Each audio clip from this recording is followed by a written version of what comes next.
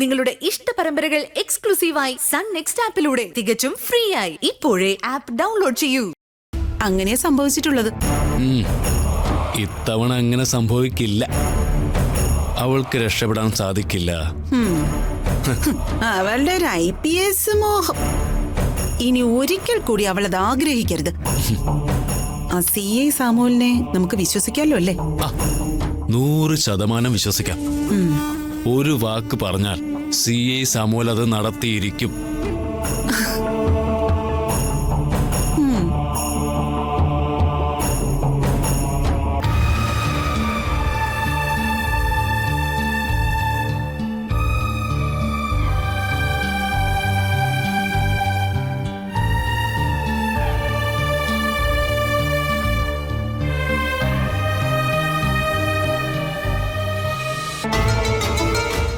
നിങ്ങൾ ആരെയും വിളിക്കുന്നത്? ഏട്ടത്തിന്റെ ഉപേക്ഷം പോയിട്ട് ഇതുവരെ വന്നില്ലല്ലോ. ഞാൻ അവരെ വിളിക്കുമായിരുന്നു. അവരൊക്കെ വന്നോളും. ദർശനെ ഇപ്പോ ജയിലിൽ അടച്ചിട്ടുണ്ടാവും അല്ലേ? മരുവത്തൂരിലെ മരുമകൾ ഒരു കൊലപാതകയാണെന്ന് കേട്ടാൽ അതോടെ ഈ വീടിന്റെ എല്ലാ സൽപ്പേരും പോയി കിട്ടും. കമ്പനിയുടെ പ്രവർത്തനം തന്നെ അവതാളത്തിലാവും. ദർശനിക്ക് ഒരാളെ കൊല്ലാനുള്ള മനക്കരുത്തുണ്ടെന്ന് ഞാൻ വിചാരിച്ചില്ല. പോലീസാകാൻ വേണ്ടി പഠിച്ചതല്ലേ? തല നിറയെ ക്രിമിനൽ ബുദ്ധിയായിരിക്കും. നീ അങ്ങനെയൊന്നും ചിന്തിക്കാതെ. ദർശനയാണ് ഈ കൊലപാതകം നടത്തിയെന്ന് ഞാൻ വിശ്വസിക്കുന്നില്ല. ഇതിനിടയിൽ മറ്റെന്തോ നടന്നിട്ടുണ്ട്. ഇനിയിപ്പോ എന്തൊക്കെ നടന്നാലും പേര് മരുവത്തൂർ വീടിന് തന്നെയാ. ഇക്കണക്കിന് നിഖിലും അഞ്ജനയും തമ്മിലുള്ള കല്യാണം നടത്തണോന്നാ ഞാൻ ആലോചിക്കുന്നത്. അത് നമ്മൾ തീരുമാനിച്ചതല്ലേ, പിന്നെന്താ ഇപ്പോ ഒരു മാറ്റം? കാര്യങ്ങളൊക്കെ ഇപ്പൊ മാറിയില്ലേ? ദർശന കൊലപാതകയായി ജയിലിൽ പോയാ പിന്നെ രൂപേഷും അവളും തമ്മിലുള്ള ബന്ധം നിലനിൽക്കുമെന്ന് എന്താ ഉറപ്പ്? അവള് രൂപേഷിന്റെ ഭാര്യയാണെങ്കിൽ മാത്രമേ ഉള്ളൂ ഈ സ്വത്തുകളിലൊക്കെ അവൾക്ക് അവകാശം വരുന്നത്. ഇല്ലെങ്കിലേ അവള് വട്ടപൂജ്യോ. അങ്ങനെയുള്ള ഒരുത്തിയുടെ അനിയത്തിയെ നമ്മുടെ മോന് വേണോ? നീ എഴുതാപ്പുറം വായിക്കണ്ട. കാള പെറ്റൂന്ന് കേൾക്കുമ്പോ എടുത്തു ചാടി കയറെടുക്കുകയും വേണ്ട.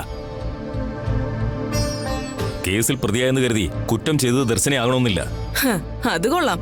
കൊലപാതകം നടന്ന സ്ഥലത്ത് നിന്നല്ലേ പോലീസ് അവളെ അറസ്റ്റ് ചെയ്തത്. അതിനെതിരെ സാക്ഷികളും ഉണ്ട്. പിന്നെ എങ്ങനെ രക്ഷപ്പെടാനാ? എന്തു വേണമെന്ന് ഏട്ടത്തി തന്നെ തീരുമാനിക്കും. അതിനിടയിൽ നീ ആവശ്യമില്ലാത്ത ഒരു അഭിപ്രായവും പറയാൻ നിൽക്കരുത്. മനസ്സിലായല്ലോ? അപ്പൊ ഞാൻ എന്തെങ്കിലും പറയുന്നതാ കുറ്റം? അല്ലാതെ അവൾ ഒരു കൊലപാതകം ചെയ്തതല്ല. 2 വള്ളത്തിലും ചാടിയുള്ള നിന്റെ സഞ്ചാരമില്ലേ, അതത്ര നല്ലതല്ല. ദർശനയുടെ നല്ല കാലത്ത് അവളുടെ കൂടെ നിൽക്കും. അവക്കൊരു കുഴപ്പം വന്നൊന്ന് കേൾക്കുമ്പോ മറുകണ്ടം ചാടും. ഞാൻ ചിലപ്പോ മറുകണ്ടോ അല്ല, അതിന്റെ അപ്പുറത്തെ കണ്ടവും ചാടും. എനിക്ക് ഗുണമില്ലാത്ത ഒരു കാര്യത്തിനും ഞാൻ നിക്കത്തില്ല. അവള് കുറ്റക്കാരിയാണെന്ന് കോടതി വിധിച്ചാ ആദ്യം രൂപേഷിനെ കൊണ്ട് അവളെ ഡിവോഴ്സ് ചെയ്യിപ്പിക്കണം.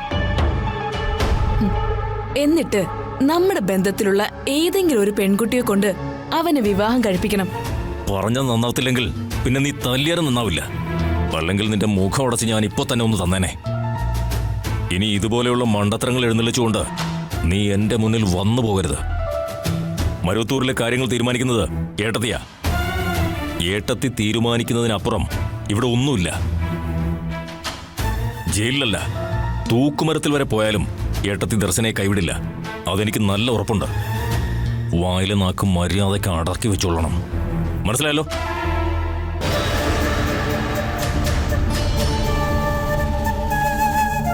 എനിക്ക് എന്റെ കാര്യം തന്നെയാ വലുത്. എന്തായാലും ഇപ്പോഴുള്ള പ്രശ്നത്തിന്റെ സത്യം എന്താണെന്ന് അറിയട്ടെ. അതനുസരിച്ച് മതി ഇനി മുന്നോട്ടുള്ള നീക്കം.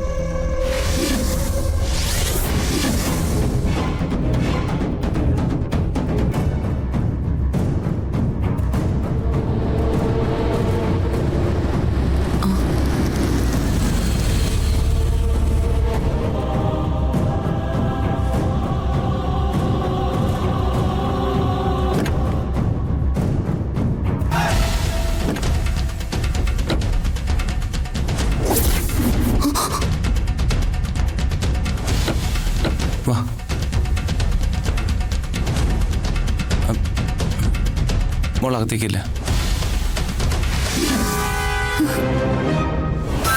ദർശന തൽക്കാലം താൻ ആരോടും ഒന്നും സംസാരിക്കാൻ നിൽക്കണ്ട. ഇവിടെ ഉള്ളവര് പലതും ചോദിക്കും. ആ ചെല്ല്.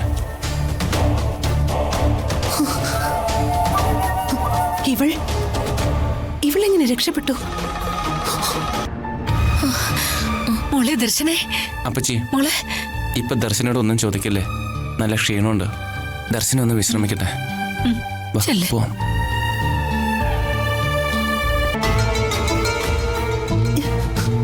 ഗീതമ്മേ,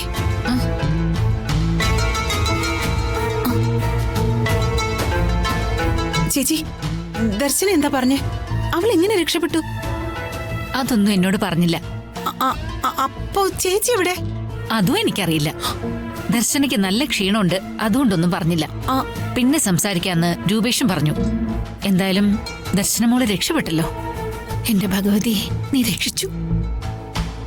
എന്നാലും എനിക്ക് വിശ്വസിക്കാൻ പറ്റുന്നില്ല ചേച്ചി. ഞാനും അതല്ലേ ഇങ്ങനെ കണ്ണും വീഴ്ച നിൽക്കുന്നത്. ആ ഞാൻ അടുക്കളയിലോട്ട് ചെല്ലട്ടെ.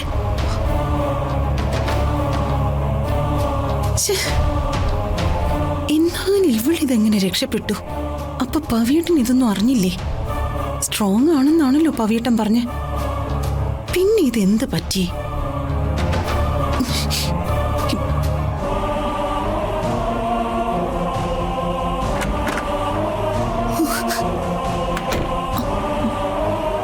പവിയേട്ടാ, പവിയേട്ടാ, പവിയേട്ട എണീക്ക്.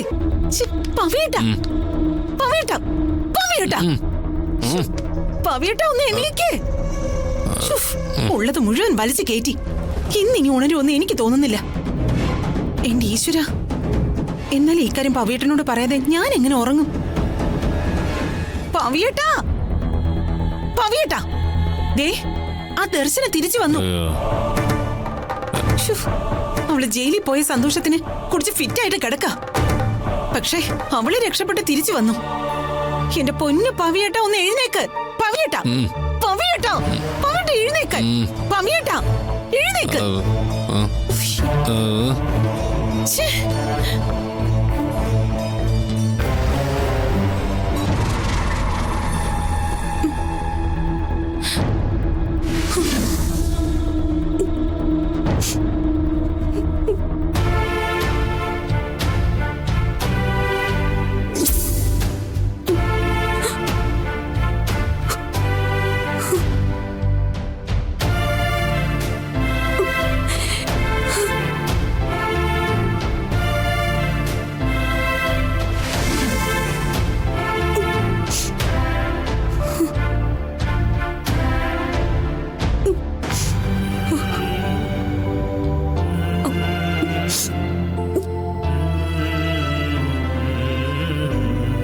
ദർശനെ, എപ്പോഴും എന്നെ സമാധാനിപ്പിക്കാറുള്ള ആളാ താൻ. താനും ഇങ്ങനെ കരയാണോ? എനിക്കിത് മറക്കാൻ പറ്റുന്നില്ല രൂപേഷേട്ട. പോലീസുകാരുടെ കൂടെ അമ്മ ചിരിച്ചുകൊണ്ടാണെങ്കിലും അമ്മ എന്നെ നോക്കിയൊരു നോട്ടം എന്റെ ഹൃദയം പെടഞ്ഞു പോയി. എടോ എടോ, ഇങ്ങനെ കരയില്ലേ. എനിക്കത് സഹിക്കാൻ പറ്റുമെന്നാണോ താൻ വിചാരിക്കുന്നത്? അമ്മ എന്ന് ജയിലിൽ പോയി കാണാൻ പോലും നമുക്കിന്ന് പറ്റിയില്ല. നാളെ തന്നെ നമുക്ക് പോയി അമ്മയെ കാണാം. രൂപേഷേട്ട, എന്റെ അമ്മ മരിച്ചതിന് ശേഷം ഞാൻ എത്രമാത്രം സങ്കടപ്പെട്ടിട്ടുണ്ടെന്നറിയോ? ഒന്ന് ആശ്വസിപ്പിക്കാൻ പോലും ആരുമില്ലാതെ എത്രയോ വിഷമിച്ചിട്ടുണ്ട്. രൂപേഷേട്ടനെ കല്യാണം കഴിച്ച് വീട്ടിൽ വന്ന് കയറുമ്പോ എനിക്ക് എന്റെ അമ്മയെ തിരിച്ചു കിട്ടായിരുന്നു. കുട്ടിക്കാലത്ത് ഞാൻ അനുഭവിച്ച അമ്മയുടെ സ്നേഹം, കരുതല്, എന്റെ സങ്കടങ്ങളും സന്തോഷങ്ങളും ഒക്കെ പറയാൻ